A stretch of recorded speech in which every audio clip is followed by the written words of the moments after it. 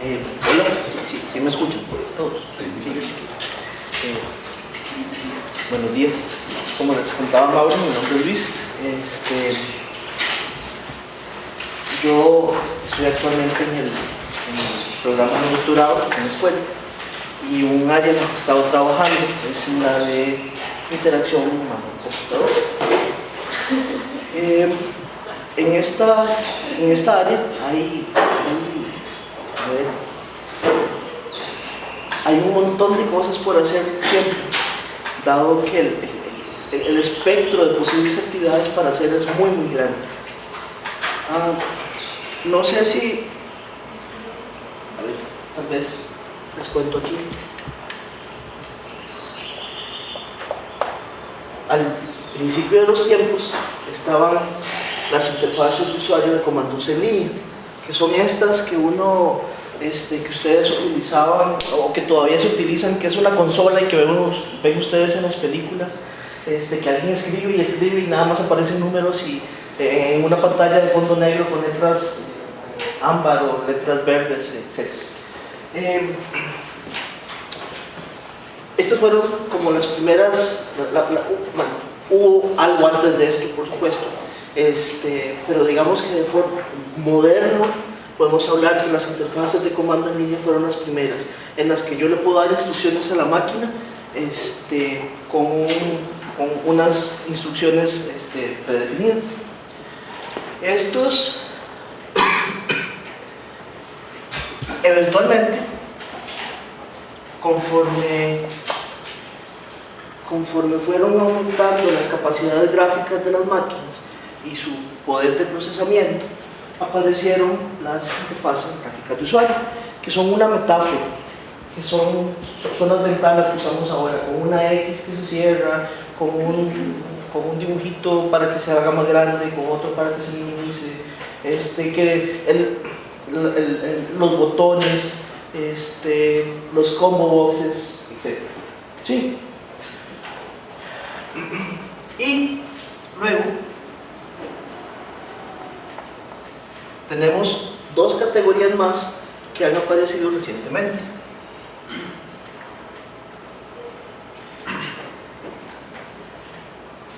Las interfaces naturales de usuario, que son algunas de las que les voy a hablar hoy durante un rato, y las interfaces orgánicas de usuario.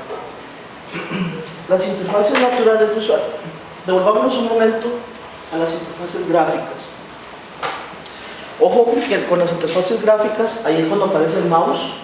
En estas solamente era necesario teclado, pero aquí tenemos mouse y teclado. ¿Ustedes consideran que el mouse y el teclado son fáciles de usar? Imagínense que usted es una persona que ha tenido cero acceso a la tecnología. Usted le pone un mouse en la mano. Han hecho ese intento. La primera vez no es fácil. Y principalmente si lo están haciendo, no sé si han visto en las laptops que alguna, si yo hago scroll down, o sea, si yo quiero hacer scroll up, tengo que hacer hacia abajo y al revés. De eso uno se acostumbra, pero tiene que aprenderlo, ¿cierto?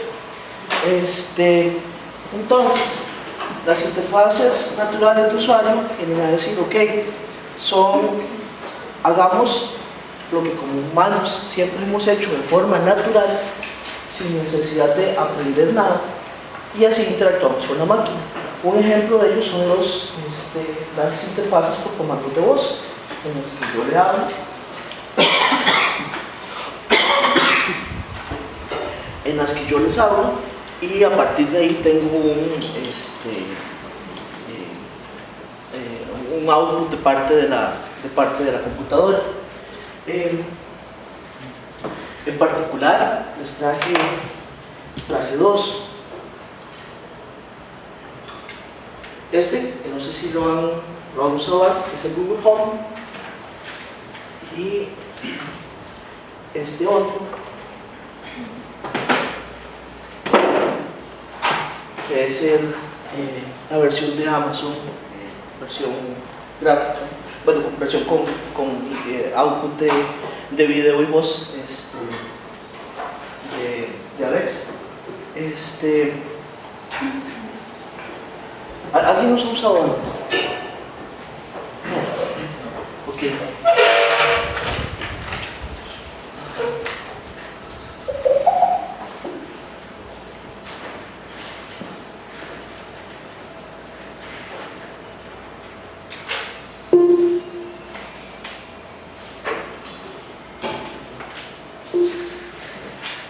Hey Google. Hello. Hi, what can I do for you? Roll a high. Coming right up. You rolled a 2. Ok. Alguien podría decir, bueno, pero ¿para qué quiero eso? ¿Para qué me sirve?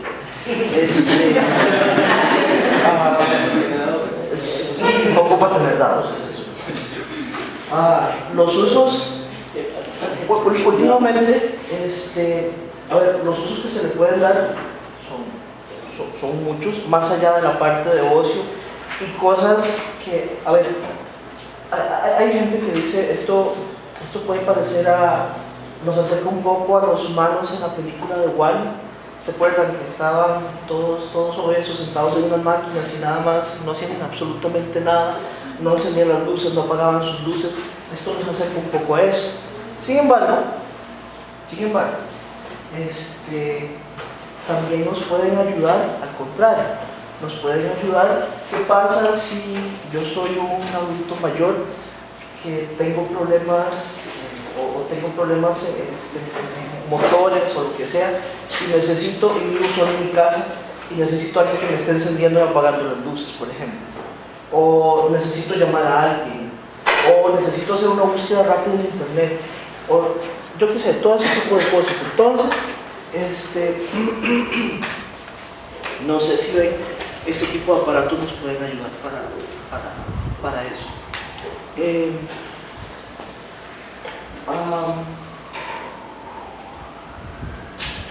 Aún tienen algunas limitaciones, por ejemplo, no hablan español, al no estar los servicios disponibles para Costa Rica, por ejemplo, tienen algunas limitaciones. Si yo a le pregunto que cuál es el clima, Alexa, what's the weather?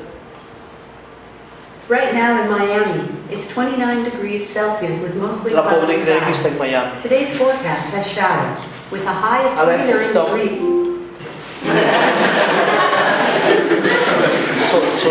Desobediente.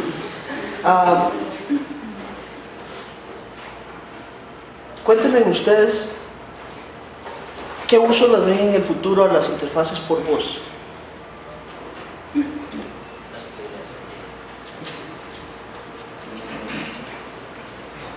¿Algún? En caso de emergencia, pues, Ajá, ¿cómo? y un accidente, con voz, llamar, En Estados Unidos ya funciona así, por ejemplo. Pueden usar, aquí eso es un problema, por ejemplo. Si en este momento hacemos una llamada al 911, esto va a hacer una llamada al 911 en Miami y lo va a mandar a la dirección donde tengo esto registrado, que es un casillero en Aerocasillas. Entonces, esa es una limitación, pero sí, eso es, para emergencias es una muy buena solución. ¿Qué otra cosa? Ajá. En automóviles, para mandar mensajes, puede decir que no usar el celular. Sí, hay una versión, a ver, yo no recibo ningún tipo de gratificación de parte de Amazon por hacerle propaganda a sus dispositivos, pero ya apareció, ya sacaron un dispositivo para carro USB en el que usted interactúa con Alexa desde el carro y entonces puede hacer cosas como esas, mandar mensajes. Estos, por ejemplo, se pueden, y también el de Google, se pueden hacer llamadas gratis dentro de Estados Unidos o dentro de usuarios que tengan otro Google Home o que tengan otro dispositivo de estos mismos. ¿Qué peligros le ven ustedes a esto? ¿Qué limitaciones le ven? De que personas ajenas pueden aprovecharse de eso y causar algún daño o causar problemas. Tal vez les cuento, yo antes tenía en mi oficina, y también tengo otro en mi casa. En mi casa lo tengo conectado, lo tengo para que funcione con las luces. Entonces, por ejemplo, alguien puede llegar a mi oficina y decirle turn on all the lights y encendía todas las luces de mi casa desde mi oficina, lo cual para mí es bueno. Pero ¿qué pasa si yo estaba en mi casa y alguien pasaba por tenía las luces encendidas, podía pasarlas apagando, por ejemplo, o al revés? Entonces, sí, eso es, esa puede ser, oye, encender y apagar luces tal vez no sea un problema, pero imagínense si es algo, algo más serio. ¿Perdón? Como encender la cocina, Por ejemplo. ¿No se les hace el problema de privacidad increíblemente dañino? Vean que esos aparatos están escuchando todo el tiempo y aunque digan que no, a ver, bueno, ambos en realidad lo que hacen es que siempre están grabando y en el momento en el que escuchan el wake up, en este caso Alexa y en este caso Hey Google, en el momento en el que ellos escuchan esa palabra, toman los 5 segundos antes y lo que uno termine hasta que haya una pausa y hable, eso lo manda, pero en el fondo siempre está grabando.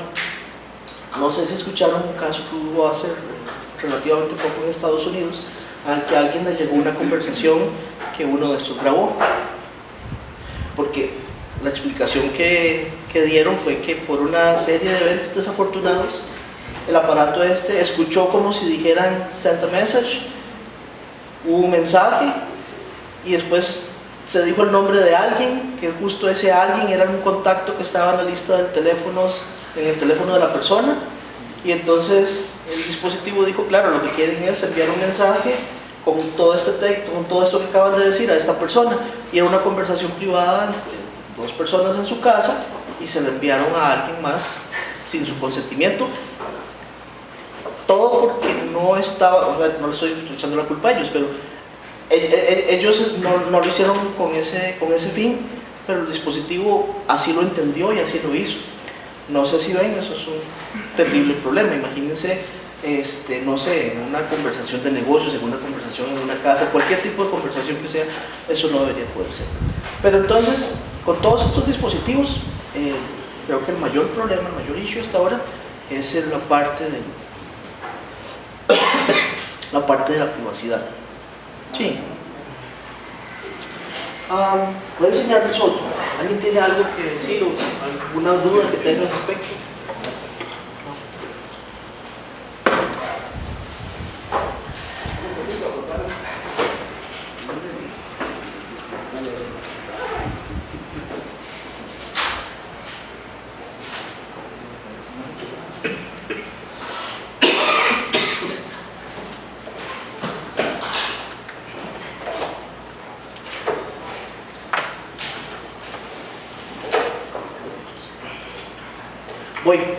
Si nos queda claro por qué estas son consideradas interfaces naturales de usuario.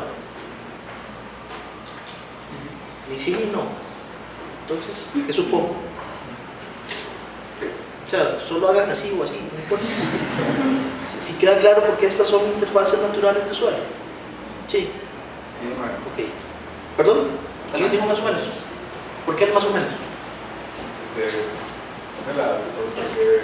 intentan simular lo más parecido a una interacción con un humano. Ok, eso es un punto importante. La naturalidad con la que estos dispositivos reaccionan. Ojo que antes, no sé si vieron cuando yo le pregunté a que tirara un dado, hasta hizo el sonido del dado y todo eso. ¿Eso a ustedes les parece natural o no? Si esta fuera otra persona y ustedes le piden que les tire un dado, ¿esa es la forma en la que ustedes esperarían que esa otra persona reaccione? Sí.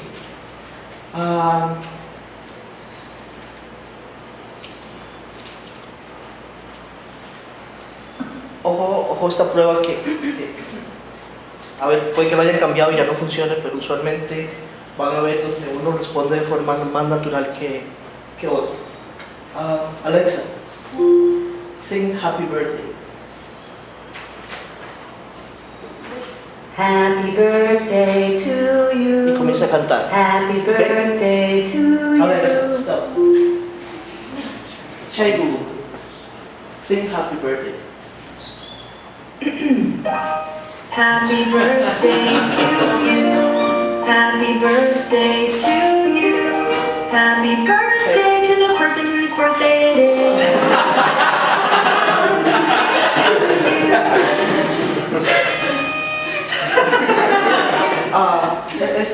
Tal vez no fue justo, no lo dejé terminar, pero esta es básicamente la canción típica de Happy Birthday. ¿Cuál les parece a ustedes más natural? ¿Cuál les parece a ustedes que se acerca más a como ustedes esperarían a que reaccione una persona cuando ustedes le piden que le cante feliz cumpleaños a alguien? El de Google. Entonces, muchos de estos dispositivos, porque también está Siri, está Cortana y todos esos que a ustedes se les ocurren, parte importante es qué tan naturales sean. Porque, por ejemplo, uno puede darle instrucciones cortantes como stop, por ejemplo, o similar, pero no es algo que uno haría de forma natural con una persona.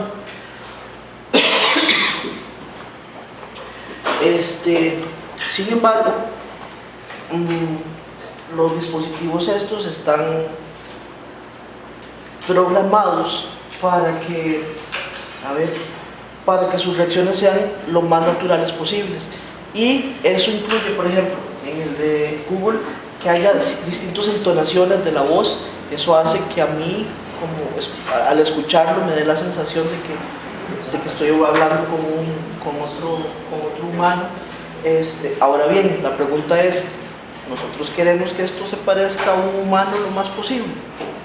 ¿O queremos que quede claro que no es con un humano con el que estoy hablando, sino que es con un dispositivo,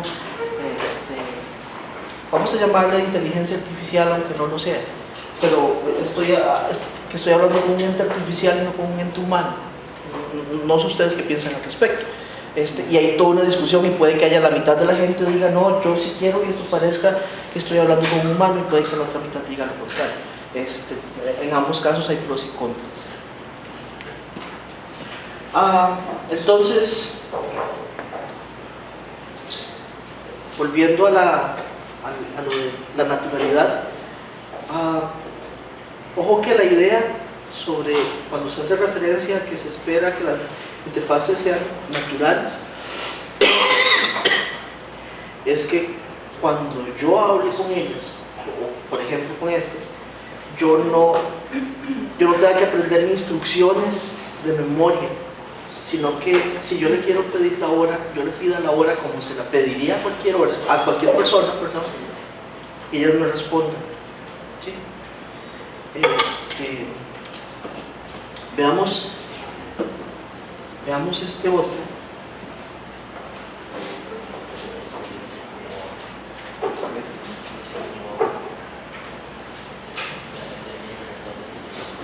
Maure, este cable no lo hemos usado aquí. No sé, yo nunca. Porque tiene todos los pines doblados. No sé cómo funciona. El problema es que esta no tiene USB. No tiene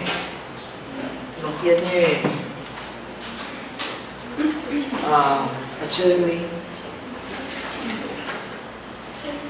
No importa.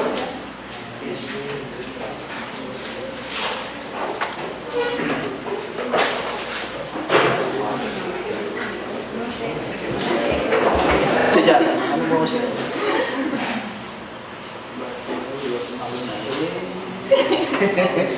Bueno, vamos a usar a la compañera modelo. No importa, vean. No sé si ven. ¿Pueden ver un poco? La cámara, ¿no? Ok. ¿Qué es lo que ven ahí?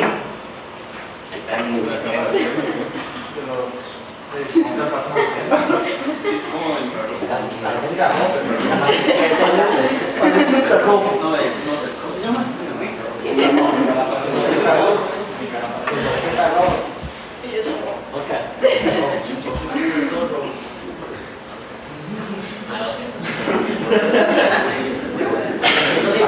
La charla de seguridad. La charla de seguridad.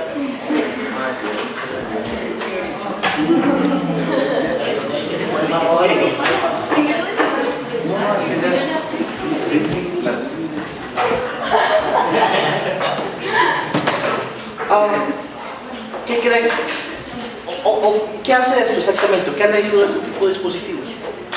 Está revisando la cercanía, ¿no? ¿Cómo creen que lo hace? Temperatura. Este en particular no lo hace por temperatura. Parece que lo que está mostrando es temperatura, pero no es eso. No, es lo, ¿qué tan cercano está? ¿Qué tan cercano está? Correcto. Lo que hace, si tiene una serie de sensores que siguen la misma tecnología de los murciélagos, que tienen una especie de sonar. Entonces, envía rayos y los espera de vuelta. Y entonces así saben qué tan distante está. Por eso saben que la nariz sobresale sobre el resto de la cara. Pero, a ver, es lo suficientemente sensible para, por ejemplo, detecte cejas o detecte cosas pequeñas. ¿Para qué creen que se pueden utilizar este tipo de dispositivos en el contexto de que los quiero utilizar como una interfaz natural de usuario? Es decir, ¿de qué forma creen que puedo utilizar este tipo de dispositivos para darle órdenes a una computadora, para hacerle una solicitud a una computadora o a un sistema computacional en general? Tal vez cuando lo está leyendo, porque detecta el movimiento, tal vez que vaya resaltando por donde va leyendo. Por ejemplo, ¿y eso cómo lo haría? Con gestos, Sí. por ejemplo. Ajá. ¿Qué más? Que se active la cercanía. Que se activa la cercanía, pero ojo que para eso ya existen sensores de movimiento, pero para eso yo lo podría hacer más inteligente, porque yo podría decirle solo si se acerca X persona, reaccione, si se acerca Y persona, o si se acerca cualquier otro que no sea X, no haga nada, por ejemplo. ¿Qué más? A tal distancia de tenerse, para meter una unidad. Por ejemplo, Tal vez un gesto con la boca o con algo para que cierre todo. también. Este tipo de dispositivos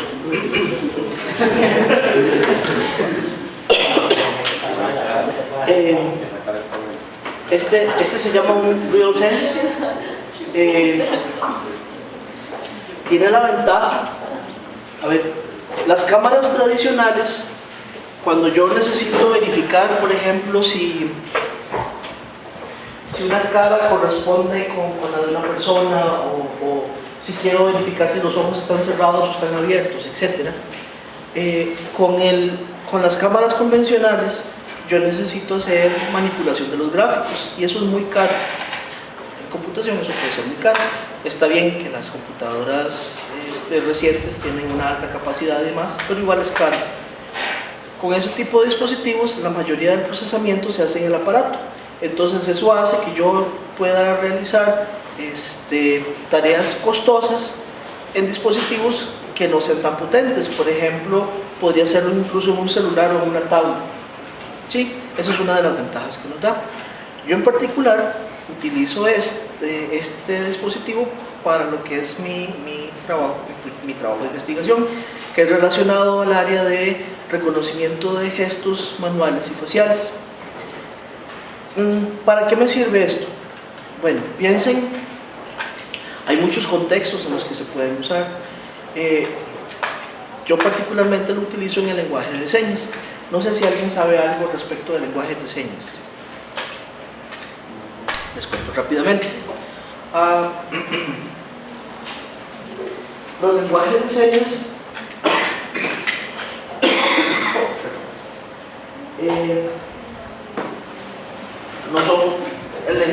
no son universales, es decir, prácticamente hay un lenguaje de señas por cada país y a veces incluso dentro de un país, países muy grandes como Estados Unidos, España, Rusia y demás, tengo varios lenguajes de señas y no todos siguen las mismas reglas semánticas o sintácticas, etc. Entonces,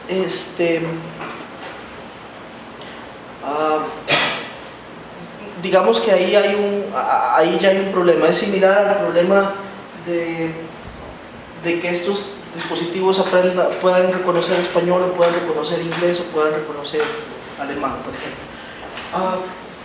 ¿por qué en este momento no reconocen estos español, por ejemplo?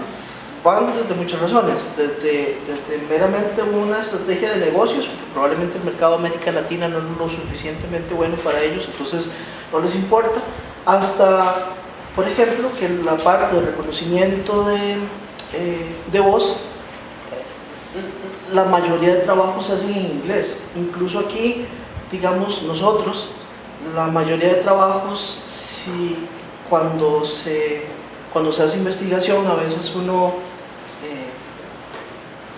si quiere que alguien se lo acepte en una revista o en alguna conferencia para poderlo exponer, si se hace en algo pequeñito en español, a menos que sea para un foro en la que sea algo completamente en español, usualmente no es bien recibido. Entonces todo el mundo trabaja, la mayoría de gente trabaja en inglés. Entonces por esas razones, por ejemplo, esos aparatos están más propensos a reconocer este idioma.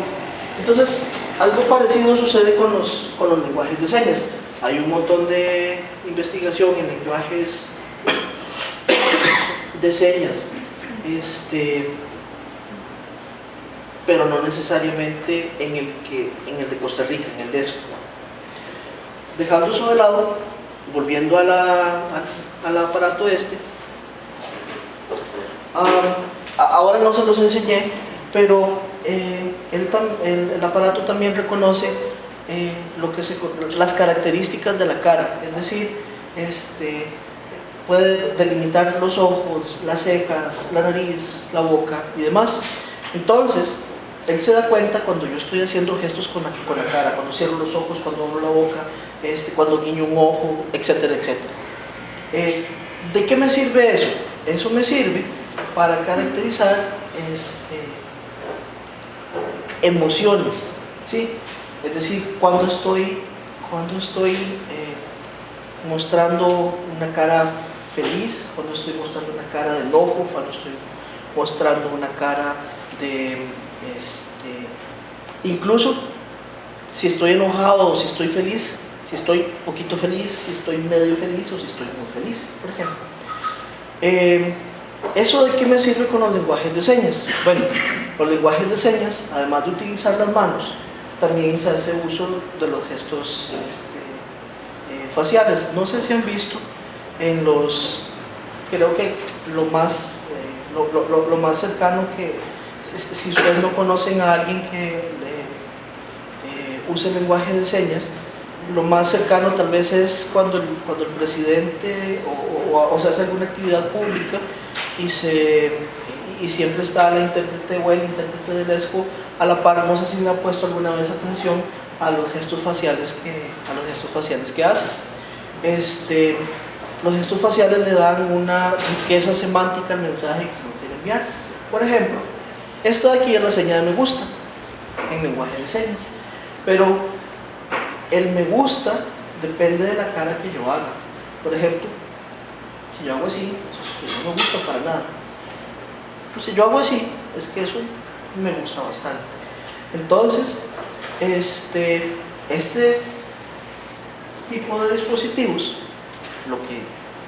por lo menos el uso que yo les estoy dando, es hacer reconocimiento de gestos manuales, reconocimiento de gestos faciales y cómo darle un significado a eso que estoy diciendo en el contexto, ya sea de un lenguaje de señas o incluso de una conversación que uno pueda tener. ¿Por qué? Porque aunque no sea lenguaje de señas, cuando ustedes están ya sea aquí sentados o cuando están hablándole a alguien, uno puede reconocer muchas cosas de esas personas. Por ejemplo, yo aquí puedo ver si alguien está relativamente aburrido o si alguien está relativamente interesado y demás, ¿sí?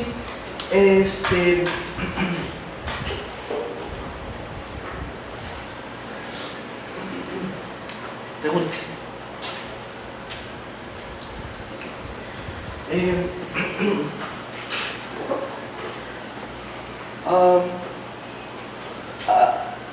Además,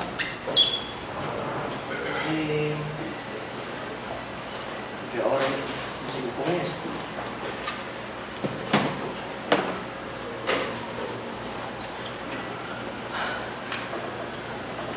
¿Tienen una idea? A ver, si quiero dejarlo claro. Cuando yo digo que hago reconocimiento de manos, por ejemplo, o de gestos, esto no significa que el aparato lo hace, ¿ok? El aparato me da una serie de información que es necesario procesar. Entonces es ahí donde nosotros, como profesionales de la computación, tenemos que tomar esos datos y usarlos para algo. Este aparato, por ejemplo, toma alrededor de 120, llamémosle, fotos por segundo. Eso es bastante. Puede ser más rápido, pero 120 fotos por segundo es un montón. Entonces, no sé si lo ven, esos son un montón de números que significan cosas. A todo ese montón de números, uno como computín, entonces tiene que dar significados, y esos significados tiene que procesarlos. No sé si ya han escuchado, por ejemplo, o si alguien les ha hablado de machine learning, ¿sí? Entonces, usando, por ejemplo, técnicas de machine learning, yo le digo, esto es una letra A, esto es una letra A, esto es una letra A, una letra A, etc. De alguna forma lo entreno el sistema con datos crudos que esto me da, los proceso y se los envío. Y la idea es que luego, cuando el aparato aprendió y cualquiera de ustedes se para al frente y hace esta seña, él se da cuenta que lo que se hizo fue una A. ¿Sí? Eso solo para dejar claro que el aparato por sí solo no hace eso, sino que él lo único que hace es enviar un montón de datos que uno tiene que aprender a procesar. Y el uso que se le da de esos datos puede ser infinito, como algunos ustedes decían antes algunos, y este otro que les contaba ahora de las señas y los gestos, que igual se les puede dar muchos otros usos. Y para ir terminando, quería enseñarles algunos. Nosotros tenemos un grupo de HCI, como decía al principio, aquí en AEX, y quería enseñarles algunos proyectos que hemos hecho.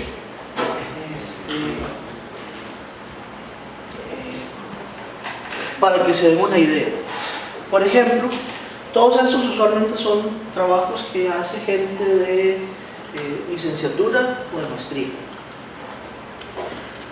Por ejemplo, no sé si alguien identifica qué es esto, ¿no? Es un Arduino, no sé, Arduino Flora creo, o algo así se llama. Ese es un Arduino, está un poco grande la caja, pero es un prototipo cero, entonces ténganle paciencia a quien lo hizo. Resulta que Andrea, un día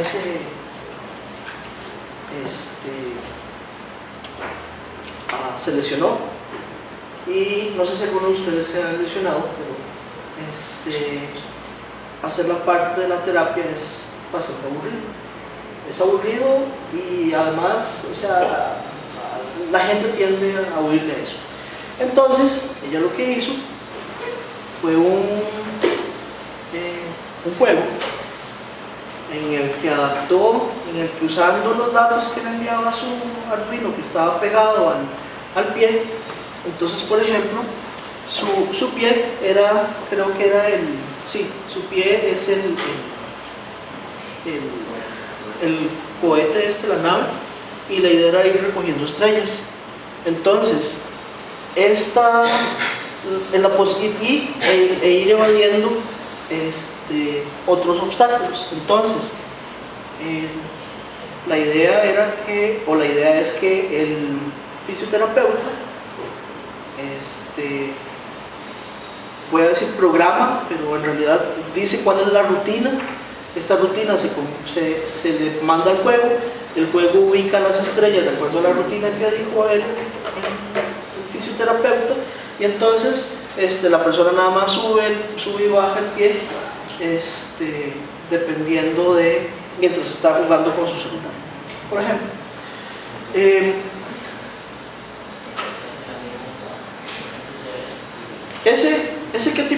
¿Qué tipo de interfaz? ¿Ese creen ustedes que es una interfaz natural?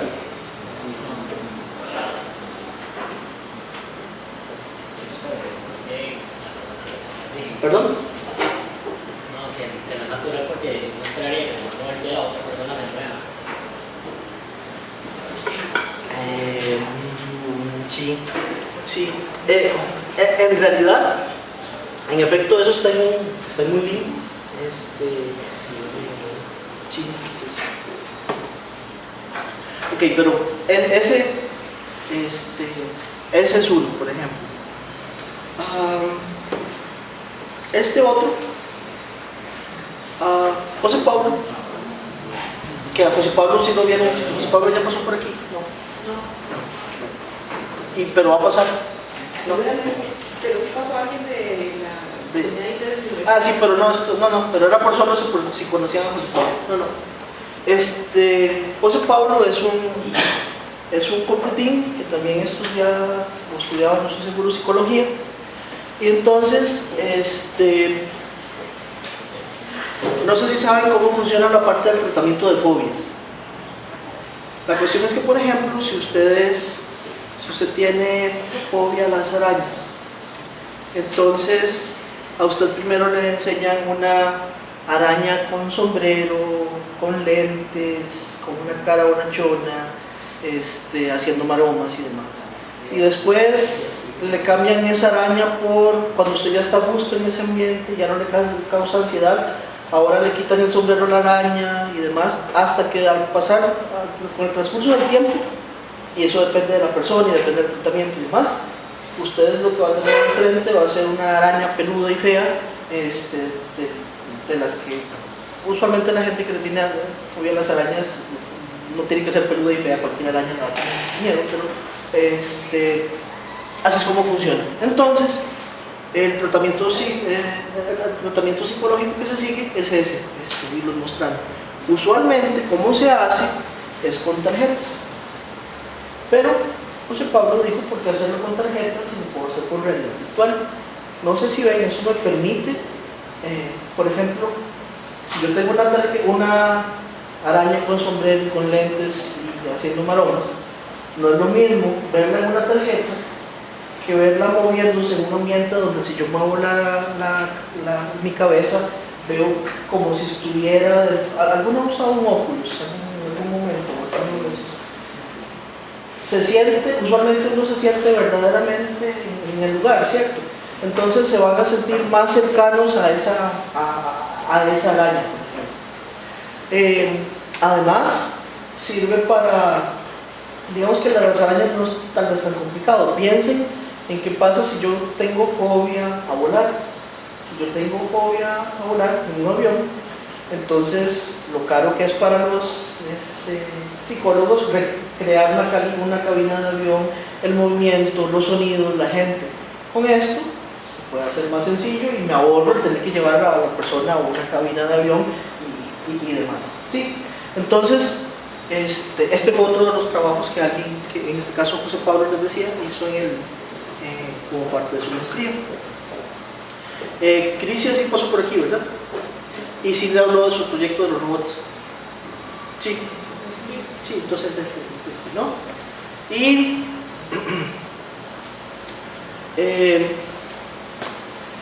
este otro lo hizo Daniel Calvo, otro estudiante de aquí. ¿Han escuchado Watson? No. Watson es una inteligencia artificial de IBM que provee servicios. Y hay tipos de inteligencia artificial. Por ejemplo, la gente le llama a Alexa y a Google, les llama inteligencias artificiales, pero esas se quedan un poco, digamos que se quedan un poco lejos. En el caso de Watson sí tiene tiene una forma de inferir conocimiento que va más allá de las reglas. Es decir, si algo no lo sabe, lo puede tratar de inferir. Estos no pueden inferir nada. Ahora, que lo que infiere está bien o mal, eso es otra historia. Pero lo puede inferir. ¿Sí? Entonces, Daniel lo que hizo fue, esto fue el año pasado, pensando en que en algún momento ustedes van a tener que comenzar a decidir de cuál es el énfasis si quieren seguir en la carrera, se supone que depende del énfasis, así son las habilidades y destrezas y gustos que yo como persona tengo. Entonces, lo que ideamos fue hacer una especie, fue hacer un consejero que a partir de una entrevista que les hacía a ustedes, determinaba si ustedes eran mejor para ciencias de la computación, si ustedes eran mejor para ingeniería de software, o si ustedes son mejor para tecnología de la información. Y como lo hicimos fue usando el Google Home y usando Watson. Entonces, Watson era el que hacía las preguntas y las procesaba, y la interfaz de voz era el Google Home. Y bueno, y Telegram también, porque lo usamos un bot de Telegram para que si alguien, como esto solo funciona en inglés, si alguien no estaba muy bien en inglés, entonces lo que hacíamos era que podía hacer la entrevista usando un bot de Telegram, pero es en español.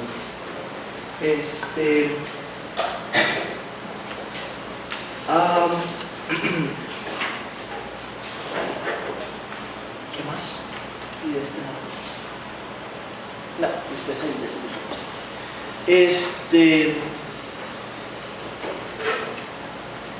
no sé si tienen alguna pregunta. ¿Cómo hacían lo de Telegram? Porque, o sea, si no hablaban español, ¿qué hacía Telegram? Telegram, al igual que el Google Home, lo único que hacía era capturar los datos y mandárselos a Watson.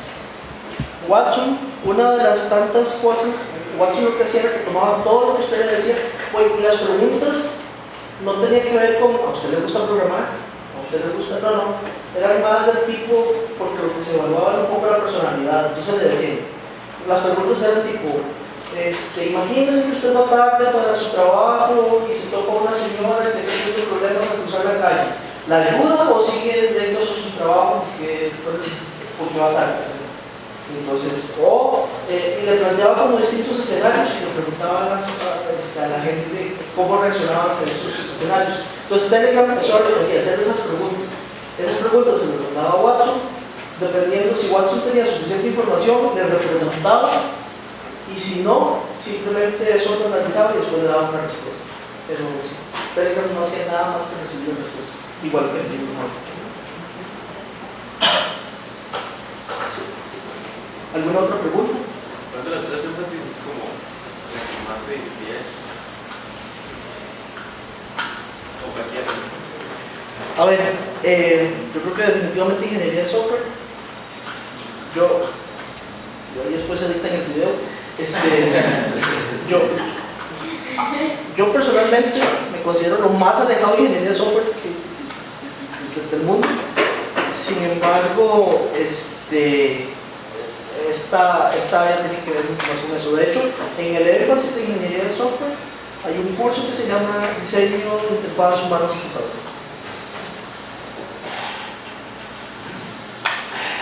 Sí, se levantó la mano. ¿Qué pasó con eso de Daniel? Podría ser que alguien llegue y después de toda la entrevista le diga, no, mejor vaya para otra carrera. A ver, solo para contarles cómo fue que funcionó. A Watson lo entrenamos como con 30 perfiles de 30 ingenieros de software, 30 personas de ciencias de la computación y 30 personas de TI. Entonces, a cada una de las personas se les hizo más o menos las mismas preguntas que se les hizo a la gente. Esos 30 personas sirvieron de muestra para decir, más o menos así piensan todos los de TI, más o menos así piensan todos los de ingeniería de software, etc. Y luego, cuando ustedes llegaban y me preguntaban, lo ubicaban uno de esos tres, pero nada más, o sea, las respuestas eran esas tres, o no tengo información suficiente. Pero nunca le decía a nadie, pues, para tu casa. ¿Y eso ellos tienen acceso a? Sí, el bot está corriendo, o sea, es una aplicación de Google Home y es un bot de Telegram que está corriendo siempre. Este año no lo corrimos el año pasado y más bien nuestra idea era volverlo a correr este año con los que lo corrieron el año pasado y comparar los resultados de entonces, a ver si siguen siendo los mismos, por ejemplo.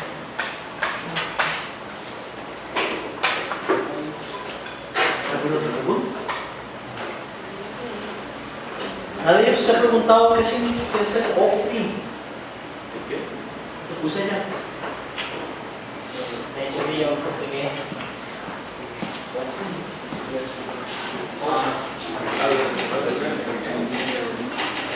Las interfaces orgánicas son estas en las que yo me pongo un casco en mi cabeza que lee mis ondas cerebrales y entonces con el personaje, con el uso de la fuerza en Star Wars, muevo cosas y demás, con solo pensarlo.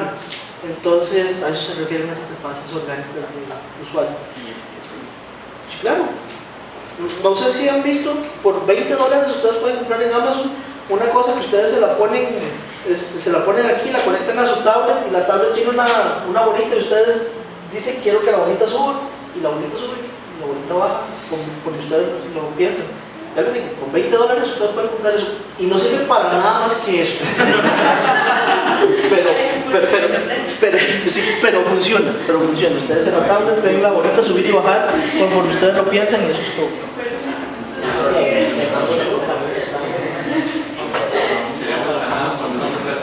Ok, ¿alguna otra pregunta? Bueno, si no hay más preguntas, no sé si Maureen o Roxana tienen algo que agregar.